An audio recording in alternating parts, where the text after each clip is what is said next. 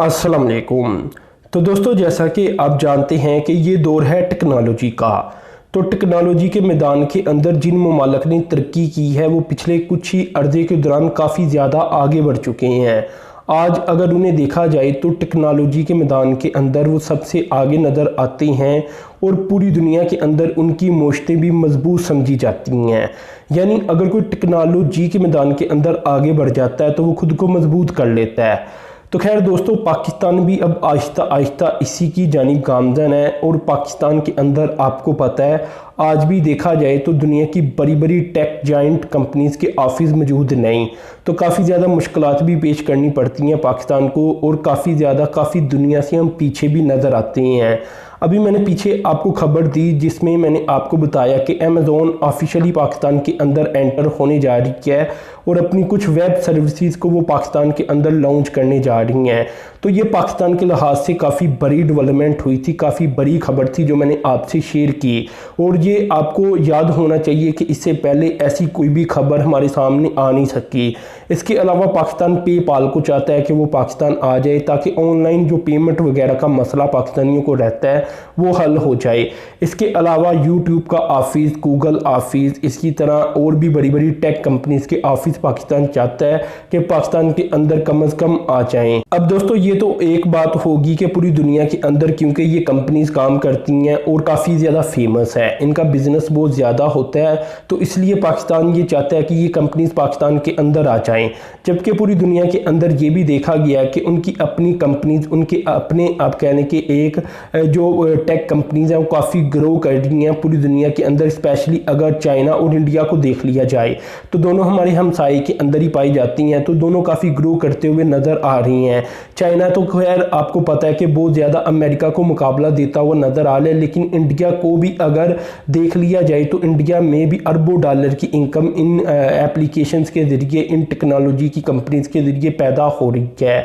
तो दोस्तों, अब बात करने का मकसद इधर यह है कि पाकिस्तान इधर किधर खड़ा है। असल में अभी हाल ही के अंदर एक नई इन्फॉर्मेशन सामने आई है जिसकी वजह से ये सारी एक्सप्लेनेशन देने की ज़रूरत थी। दोस्तों, एक्सप्लेनेशन मैंने इसलिए दी कि 592 कंपनीज का इजाफा हो चुका है जिन्होंने खुद को रजिस्टर करवा लिया पाकिस्तान के अंदर। अब दोस्तों, ये टेक्नोलॉजीज़ की कंपनीज है, IT इंफॉर्मेशन, जो इंफॉर्मेशन टेक्नोलॉजी का शोबा है उसका सेक्टर है, उनकी जानिब से ये इंफॉर्मेशन दी गई है कि पिछले 2 सालों के दौरान जब से PTI की गवर्नमेंट आई है 592 कंपनीज का इजाफा हुआ है। अब ये बहुत बड़ा आप कह लें कि नंबर है, आप खुद ही सोच लें 592 कंपनीज। तो 592 कंपनीज कुछ ना कुछ कर रही होंगी, जाहिर सी बात है कोई ना कोई सर्विसेज दे रही होंगी, कुछ मुल्क के अंदर दे रही होंगी, कुछ मुल्क के बाहर दे रही होंगी। तो यानी एक्सपोर्ट सर्विसेज ज़्यादातर आपको पता है टेक्नोलॉजी की कंपनीज देती हैं। तो बताने का मकसद ये है कि ये इंतहाई बड़ी डेवलपमेंट हमारे सामने आई है, इंतहाई बड़ी।